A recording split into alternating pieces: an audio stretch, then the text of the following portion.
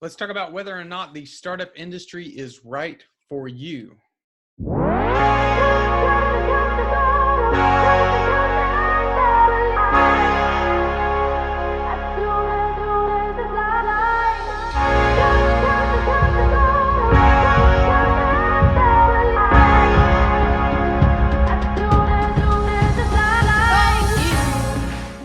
Hi guys, hope you're doing well today. I want to talk to you about the idea of whether or not the startup industry is right for you. And the reason I'm actually sharing this with you today is because if you caught one of my earlier videos, I'm in the middle of writing a new book called The Ladder or the Grind. And in that book, I'm exploring the concept of whether people are better suited to be employees or to be entrepreneurs, because I know people on both sides of that fence.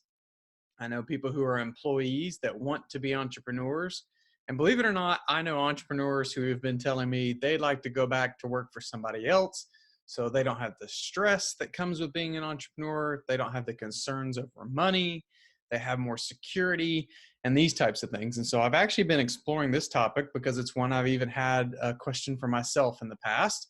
And I've been exploring it. I've been digging into why people make certain career choices, what drives them to make those choices, what are the factors that they consider.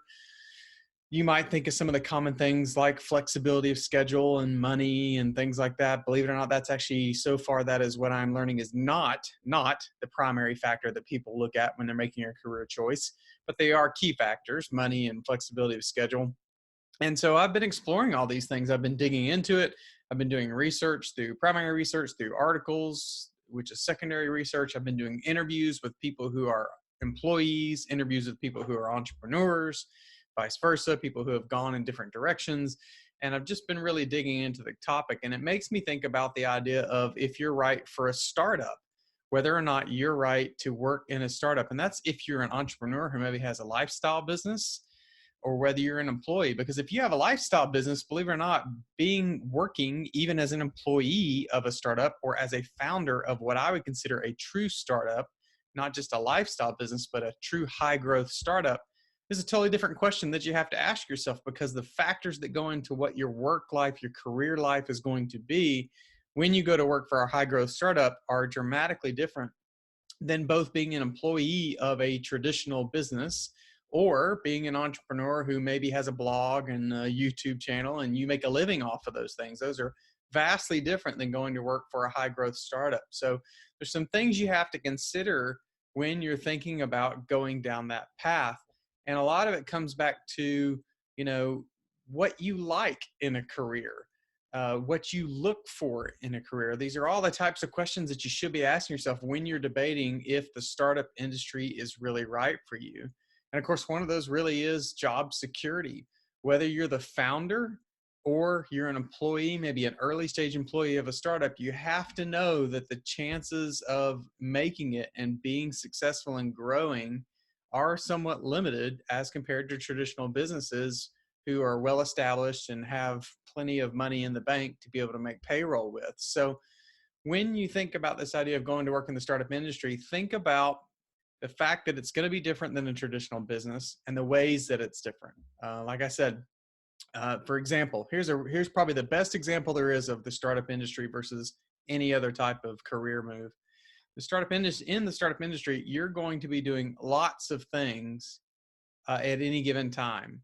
So you may be part of product development, you may be product management, you may be having to do your own market research. In a small company like that, things are moving so fast that people have to wear multiple hats, and they have to be good at wearing multiple hats, and they have to be able to be interchangeable into a variety of positions. And that's not necessarily always true. In a traditional business, you just come in every day and do the job that you're typically assigned to, and then go home and off you go. In startup world, it really doesn't work that way. The other really key factor to think about in the startup industry is just the pace of how business goes, right? So in a traditional business, you can fill 8 to 10 hours and it can feel very busy, but the pace in the startup industry is dramatically different. There's this high level of pressure, particularly if your company that you're with or that you founded has raised venture capital. There's a lot of pressure to scale rapidly in order to be able to exit in the right amount of time to get a return for those investors. So just the pace that goes on in the startup industry is drastically different. So I would just ask that, if you, before you go into the startup industry, think about these things before you make that leap.